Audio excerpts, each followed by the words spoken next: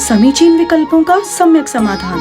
सुनिए परम पूज्य श्रमण श्री सुप्रभ सागर जी महाराज के मुखारबिंद से YouTube चैनल सुप्रभ उवाच पर शुभाशीष परम पूज्य श्रमणाचार्य 108 श्री विशुद्ध सागर जी महाराज। सानिध्य श्रमण सुप्रभ सागर जी महाराज, श्रमण प्रणत सागर जी महाराज। पुणे आर्जक श्री रविंद्र जयश्री, कुमारी परिणा गहाणकर अमरावती, 100 मोक्षता राजस डोन गावकर औरंगाबाद। ओम नमः सिद्धेभ्य। नमो हंताड़म, नमो सिद्धाणम, नमो आयरीयाणम, नमो अजायाणम, नमो लोई सवसाहुडम।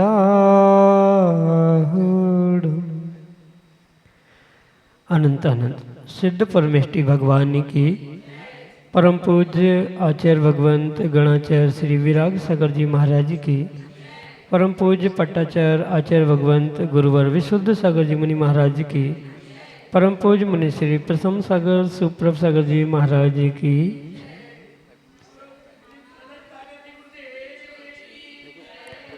समीचीन विकल्पों का सम्यक समाधान, सम्यक ज्ञान की वह अनूठी विधा जो हमारे मन को निर्विकल्प बनाते हुए एक अंतरंग में अनूठी सुख शांति की अनुभूति कराने वाली होती है, और वही आत्मा का वास्तविक सुख है। ऐसे आत्मकल्याण की अनूठी विधा, समीचीन विकल्पों का सम्यक समाधान, जो कि परम पूज्य आचार्य भगवंत गुरुवर विशुद्ध सागर जी महाराज के मंगल सभा शिष्य परम पूज्य मुनि श्री सुप्रभ सागर जी महाराज द्वारा प्रतिदिन आपको प्रदान की जाती है। तो आप भी पुरुषार्थ करें और अपने मन के विकल्प को समीचीनता प्रदान करते हुए उसका सम्यक समाधान प्राप्त करने की ओर अग्रसर हों। प्रारंभ करते हैं आज का सम्यक समाधान। और आज के पहले विकल्प के लिए आष्टा मध्य प्रदेश से डॉक्टर मगन जैन, श्रीमती चंदा जैन महाराज श्री के चरणों में बारंबार नमोस्तु निवेदित करते हुए अपना समीचीन प्रश्न रख रहे हैं कि महाराज जी, मन का दुरुपयोग करना आगामी भव में असंगी पर्याय में जन्म लेना है, क्या इसी को प्रज्ञा का अपराध की संज्ञा दी गई है? हमारे समीचीन विकल्प का सम्यक समाधान करने की अनुकंपा करें। नमोस्तु महाराज जी, नमोस्तु। ओम नमः सिद्धम। परम पूज्य आचार्य भगवान गुरुवर विशुद्ध सागर जी महाराज की, परम पूज्य श्रमण मुनि प्रशम सागर जी महाराज की,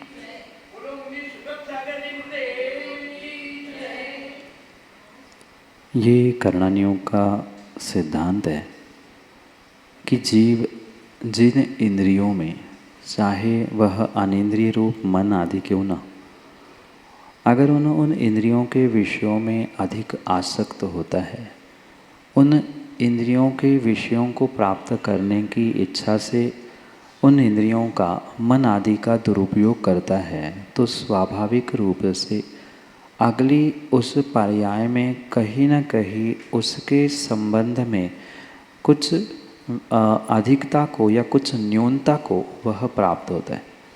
क्योंकि संगी पंचेंद्रिय बनना ये एक विशेष पुण्य कर्म प्रकृति के निमित्त से या पुण्य प्रकृति के उदय में आने वाले की व्यवस्था कही जाती है। और इसी प्रकार से जो जीव मन का दुरुपयोग करते हुए उसका अन्यथा प्रयोग करता है, कहीं न कहीं अगली पर्याय में उसके संगी बनने में, यानी पुनः मन सहित बनने में प्रश्न चिन्ह खड़ा किया जा सकता है। और आवश्यकता नहीं है कि इसी को प्रज्ञा अपराध कहा जा रहा है। प्रज्ञा अपराध, जैसे कि पहले भी मैंने एक बार कहा था, बुद्धि क्षयोक्षम को प्रज्ञा कहा जाता है। और उस बुद्धि क्षयोक्षम का जब दुरुपयोग किया जाता है, तो जिस प्रकार का वह दुरुपयोग है, वैसे ही अगली पर्याय में ज्ञानावरणी, दर्शनावरणी आदि कर्म की प्रकृतियों के साथ साथ वह जीव तत्त बंध के कारण उदय को भी प्राप्त होता है। इसलिए दोनों विषय कथनचित भिन्न हैं।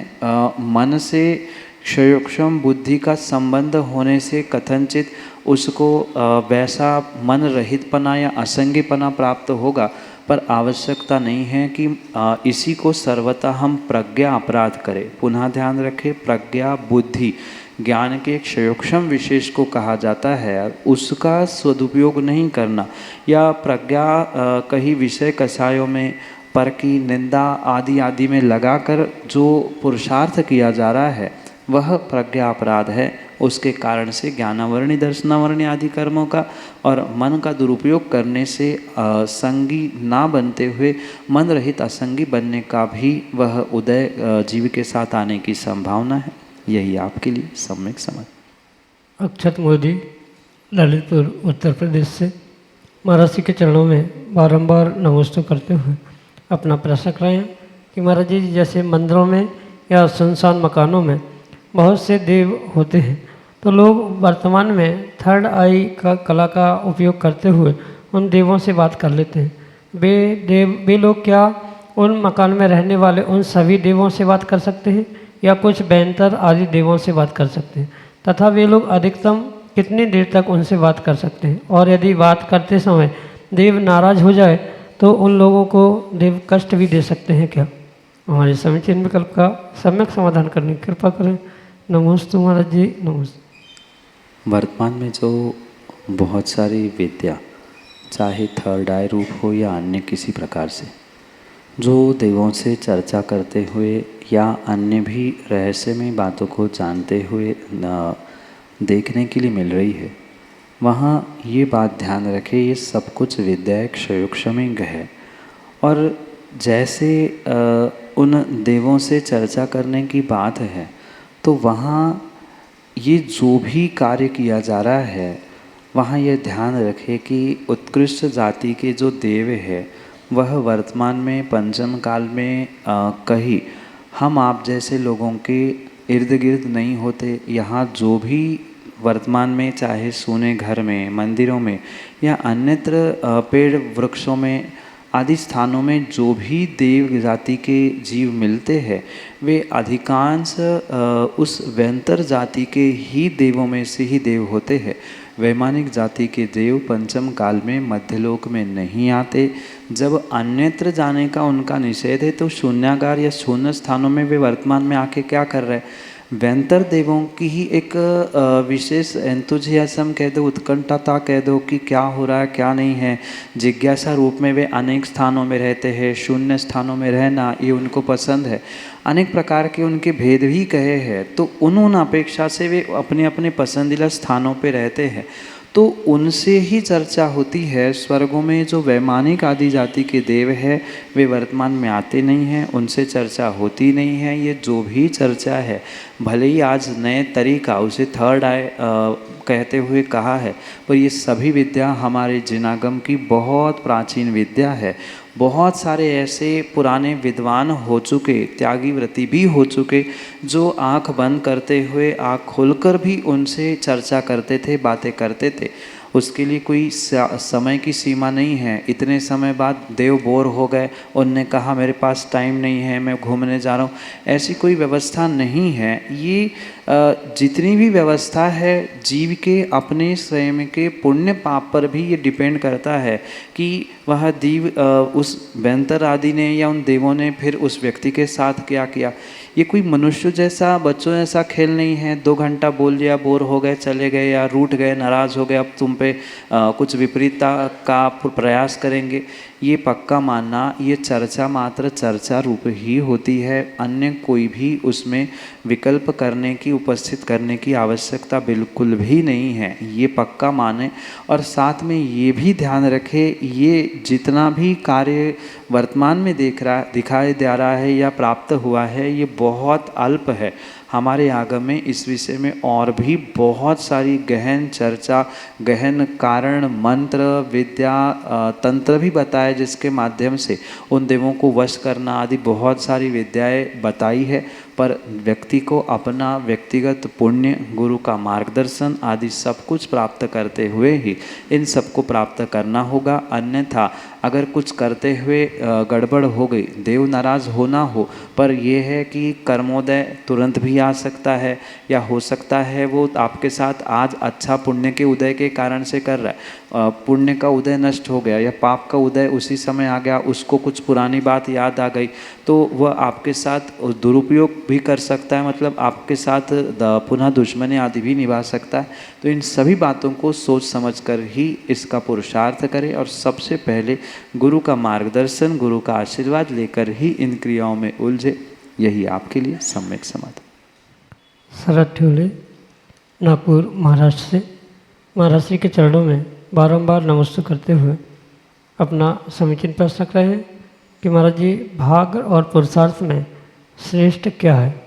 हमारे समीचीन विकल्प का सम्यक समाधान करने की कृपा करें। नमोस्तु महाराज जी, नमोस्तु। व्यक्ति के जीवन में भाग्य और पुरुषार्थ दोनों भी श्रेष्ठ है। किसी भी प्रकार से भाग्य या पुरुषार्थ को कम अधिक नहीं देखा जा सकता। कथन करते समय यानी बोलते समय, समझाते समय ये कई बार कहा जा सकता है कि भाग्य जरूरी होता है या भाग्य मुख्य होता है। कई बार पुरुषार्थ को वेटेज देते हुए पुरुषार्थ की महानता, श्रेष्ठता कही जाती है, पर वास्तविकता में अगर हम आगम की बात समझें तो जितनी आवश्यकता भाग्य की है उतनी ही आवश्यकता पुरुषार्थ की है। और ये जो भाग्य वर्तमान में दिख रहा है, पुण्य पाप दिख रहा है, ये भाग्य मात्र भाग्य नहीं है, अपितु पिछली पर्याय का, पिछले दिनों का जो पुरुषार्थ है वह वर्तमान के लिए भाग्य बन रहा है। और आज वर्तमान में जो पुरुषार्थ किया जाएगा वही आने वाले समय के लिए भाग्य बनने वाला है। इसलिए भाग्य और पुरुषार्थ दो अलग बातें नहीं हैं, अपितु एक ही कार्य के दो पहलू हैं और दोनों पहलुओं के साथ ही जैसे सिक्का हुआ करता है वैसे ही कार्य की सिद्धि दोनों के होने से ही होती है। जब दोनों की उपस्थिति बिल्कुल आवश्यक है, किसी भी प्रकार से उनमें कम अधिकपना देखने में नहीं आता है, तो दोनों की ही वहाँ पर श्रेष्ठता स्वीकार करने की आवश्यकता है। हाँ, ये बिल्कुल समझ में आता है।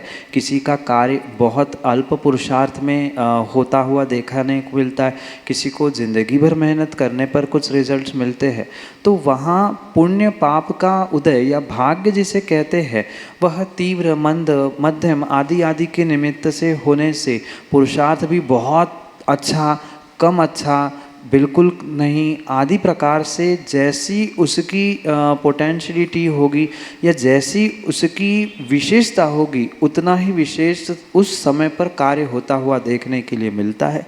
पर ये किंचित भी कहना उचित नहीं है कि दोनों में से कोई एक श्रेष्ठ है, दोनों भी उतने आवश्यक है। जैसे व्यक्ति के दोनों हाथ कार्यकारी है, किसी के लिए, कोई हाथ किसी के लिए, पर दोनों हाथ के बिना व्यक्ति की शोभा नहीं है। ऐसे ही कार्य की सिद्धि, कार्य की शोभा भाग्य और पुरुषार्थ दोनों के ही माध्यम से होने के कारण से भाग्य भी आवश्यक है और तात्कालिक पुरुषार्थ भी आवश्यक है। इस कारण से दोनों भी श्रेष्ठ होते हैं। यही आपके लिए सम्यक समाधान। सतेज संगई, नागपुर, महाराष्ट्र से अगले समीचीन विकल्प करें। मुनिराजों के चरणों में त्रिवार नमोस्तु नमोस्तु नमोस्तु। शुल्लक जी के चरणों में इच्छा में इच्छा। महाराज जी, माझा प्रश्न आहे की आपण नमोकार मंत्र म्हणताना नमो अरहंताणम आणि नमो अरिहंताणम असे दोन प्रकारचे उच्चारण होतात, तर यापैकी योग्य दोन्ही आहेत की कोणचं योग्य आहे ते कृपया सांगा, कृपा करा। नमो अरिहंताणम से प्रारंभ होने वाला नमोकार मंत्र, सबसे पहले ये बात समझे इस विषय में कि ये प्राकृत भाषा में लिखा गया मंत्र है। ये संस्कृत नहीं है, अन्य भाषा का इसमें प्रयोग नहीं है। और प्राकृत भाषा के कुछ ऐसे नियम हैं जहाँ एक शब्द की, एक अक्षर की जगह बहुत सारे अल्टरनेटिव्स, मतलब बहुत सारे पर्यायवाची शब्दों का भी प्रयोग किया जाता है। कहीं ई, कहीं य आदि इसके विषय में बहुत सारे सैद्धांतिक विषय है। इसको ना समझने के कारण ही वर्तमान में ये ओहापोह चल रहा है कि अरिहंताणम नहीं अरहंताणम पढ़ना है, या आयरियाणम की आयरियाणम, इन बातों को भी लेकर बहुत सारा ओहापोह चल रहा है।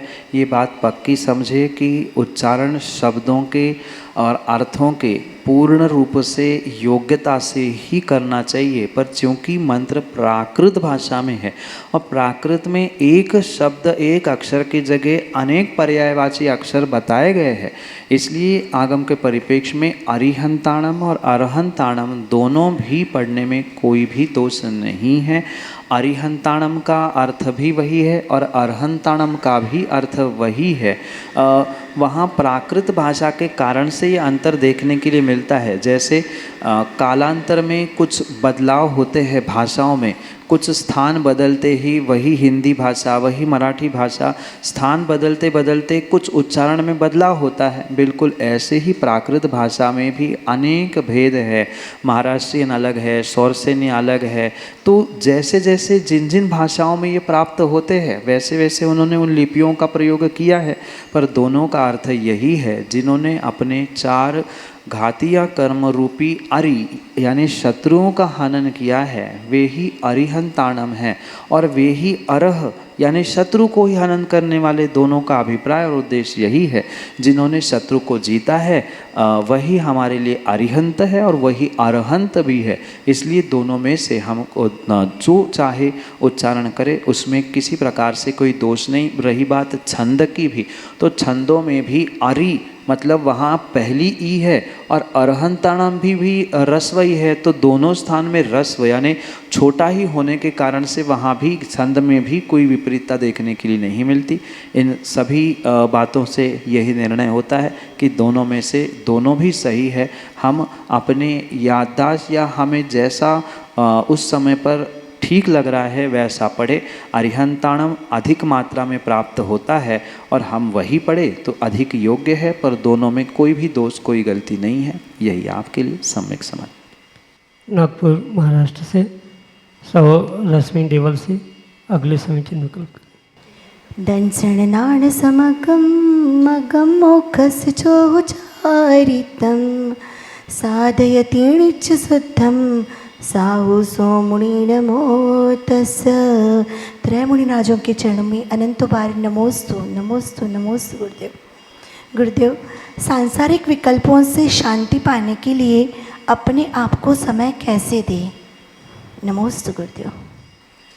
सांसारिक विकल्पों से शांति पाने के लिए हर सांसारिक प्राणी को अपने आप को समय देना बहुत आवश्यक नहीं अपितु अनिवार्य। पर समस्या ये है कि समय दे तो कैसे, कब और किस प्रकार से। सबसे पहले तो मैं ये कहना चाहता हूँ कि सांसारिक जीवों को अपने जीवन या दिनचर्या के लिए कुछ ना कुछ एक टाइम टेबल बनाने की बहुत आवश्यकता है।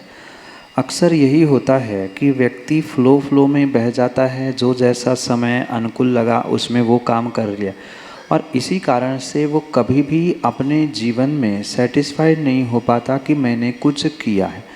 और वही नियोजन पूर्व कार्य हमने किया कि कम से कम 24 घंटे में से अगर 20 घंटे 18 घंटे या 15-12 घंटे भी हम दूसरों के लिए दे रहे हैं, तो कम से कम 12 मिनट 15 मिनट तो हम स्वयं के लिए दे, स्वयं के लिए निकाले। ये पुरुषार्थ व्यक्ति को व्यक्तिगत स्वयं से करना हो, क्योंकि दूसरा कोई आपको समय देने वाला नहीं है। काम जैसे आपने बुद्धिपूर्वक अपने जिम्मे लिए है, ऐसे ही बिल्कुल उन विकल्पों से शांति प्राप्त करने के लिए, निर्विकल्प होने के लिए आपको स्वयं से कुछ समय बुद्धिपूर्वक निकालना होगा। इस कारण से ये मन बनाते हुए कि दिन भर मैंने बहुत आपाधापी की है, कुछ मिनट कुछ समय मैं अपने लिए निकालूं, ये पुरुषार्थ किसी के कहने से नहीं हो सकता। क्योंकि मैं तो यहाँ से मंच से कह दूंगा कि ऐसी सिचुएशन बनेगी तो ऐसा होगा, पर ज़रूरी नहीं है प्रतिदिन ऐसी सिचुएशन घर में बने। रोज़ नई नई सिचुएशन, रोज़ नई नई कंडीशंस बनती है, तो उस कंडीशन, उस सिचुएशन या दिन भर की उन क्रियाकलापों में से हमें कब टाइम मिल रहा है ये भी तय करना होता है। और ये भी आवश्यक नहीं है कि शाम को 7 से 7:30 हम टाइम निकालें। कई बार ऐसा होता है कि दोपहर में हमें टाइम मिला, कई बार सुबह टाइम मिला, कई बार बिल्कुल रात में सोने के लिए टाइम मिला। कम से कम इतना तो टाइम मास सोने से पहले बेड पर ही हम निकाल ले, ठीक है।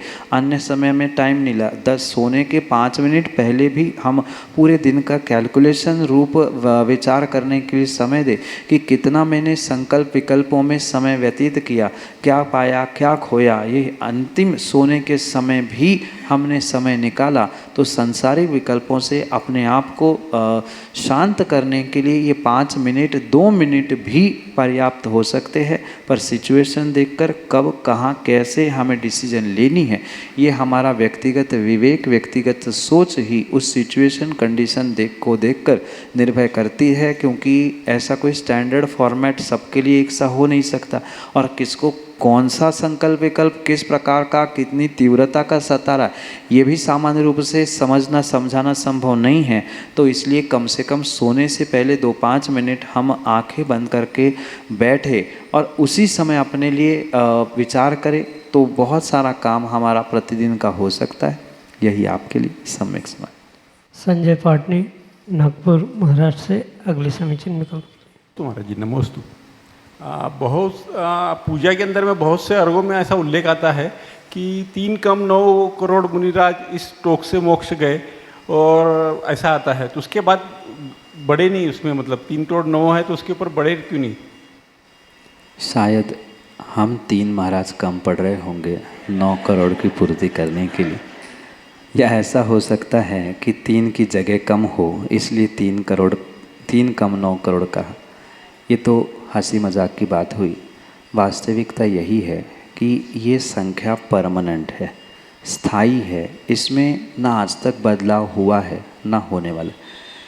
ये जो संख्या है मात्र मुक्ति को प्राप्त करने वालों की नहीं है, अपितु 3 कम 9 करोड़ ये संख्या भावलिंगी दिगंबर मुनिराजों की त्रैकालिक रूप से फिक्स है, परमानेंट है, वो बदलती नहीं। जैसे एक प्राइम मिनिस्टर, एक राष्ट्रपति, इनके सीट फाइनल है, ऐसे ही 6ठे गुणस्थान से लेकर 14वें गुणस्थान जो कि मुनिराजों के हुआ करते हैं, उनमें ये 3 कम 9 करोड़ मुनिराज टोटल संख्या में प्राप्त होते। इतना ही नहीं अपितु 6ठे 7वें 8वें 9वें 10वें आदि प्रत्येक गुणस्थानों में एक एक गुणस्थान की मुनिराजों की संख्या कितनी है वो भी फिक्स है।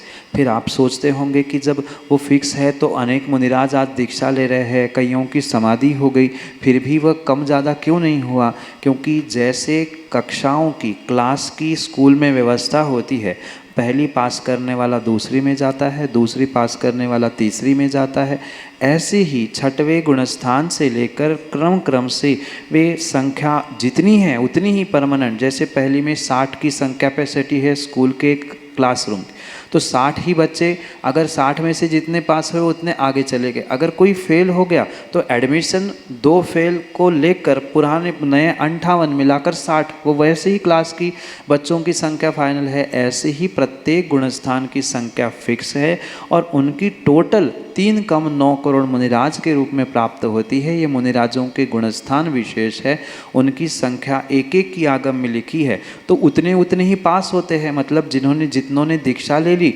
उतने ही आगे बढ़े करते करते 14वें गुणस्थान से वो सिद्ध बन गए। तो उतनी ही संख्या में वे सिद्ध भी बनते हैं और जैसे वे आगे सिद्ध बनते हैं उतनी ही संख्या में वे पीछे से और बढ़ते हुए देखने में मिलते। अगर सम्मेद शिखर के विषय में जैसे आता है कि वहाँ से 96 कोड़ाकुड़ी 96 करोड़ 32 लाख 96,742 मोक्ष गए हैं, तो उनके बाद में भी अगर कोई वृद्धि नहीं होती, ऐसा अगर विचार है, क्योंकि ये भी प्रश्न हो सकता है कि उनमें कम ज़्यादा क्यों नहीं हुए, बाद में भी गए होंगे, तो वो एक साथ नहीं अपितु आगे पीछे जब तक चौथा काल था उस काल में जितने वहाँ से मुक्ति को प्राप्त होने वाले जीव है उनके विषय में वो है। और जो 3 कम 9 करोड़ संख्या है ये मात्र मुनिराजों की है, मोक्ष प्राप्त करने वाली, मुक्ति प्राप्त करने वालों की वो संख्या नहीं है। ये थोड़ा सा अंतर दोनों में समझे और पहले आदि टोकों में से जो संख्या निर्धारित की है वो उतने ही, क्योंकि ऐसा अगर विकल्प है तो वहाँ ये ध्यान रखना चौथे काल में जितना मुक्ति जाने का समय होता है, क्योंकि मात्र चौथे काल में ही मोक्ष जाते हैं, मुक्ति होती है, पांचवें काल में नहीं होती। उसके बाद कोई भी जाकर बैठे उनकी तो होने ही वाली नहीं थी। वो तो एक नियोग है। उस स्थान पर जितने एक के बाद एक पहुँचे उन्होंने एक एक टोंक एक एक स्थानों पर मुक्ति को प्राप्त कर ली। और ये ध्यान रखे वो त्रैकालिक शाश्वत निर्वाण भूमि है, मात्र उन्हीं टोकों से नहीं, अन्य भी बहुत सारे स्थानों से वहाँ से मुक्ति प्राप्त करने वाले अनेकानेक जीव हुए हैं, मुनिराज हुए हैं। जो इतिहासों में उन टोकों के वर्णन के रूप में संख्या प्राप्त होती है उनको क्यूमुलेटिव यानी एकत्रित करते हुए लिखा है। सब एक साथ बैठ के नहीं गए हैं, वह आगे पीछे जितने उन स्थानों से उन टोकों से गए हैं उनको एकत्रित करते हुए वहाँ संख्या लिखी है। ये दोनों में अंतर समझते हुए एक मुनिराजों की परमानेंट संख्या है, और ये जो मोक्ष को प्राप्त करने वाले शिखर जी आदि से जीव है ये मात्र इस युग में उतने मुनिराजों ने वहाँ साधना की, योग निरोध किया और निर्वाण को प्राप्त किया। इस अपेक्षा से ये कथन है जो कि आपके लिए सम्यक समाधान से समीचीन विकल्पों का सम्यक समाधान सुनिए परम पूज्य श्रमण श्री सुप्रभ सागर जी महाराज के मुखारविंद से। YouTube चैनल सुप्रभ उवाच पर शुभाशीष परम पूज्य श्रमणाचार्य 108 श्री विशुद्ध सागर जी महाराज। सानिध्य श्रमण सुप्रभ सागर जी महाराज, श्रमण प्रणत सागर जी महाराज। पुणे आर्जक श्री रविंद्र जयश्री, कुमारी परिणा गहाणकर अमरावती, 100 मोक्षता राजस डोन गावकर औरंगाबाद।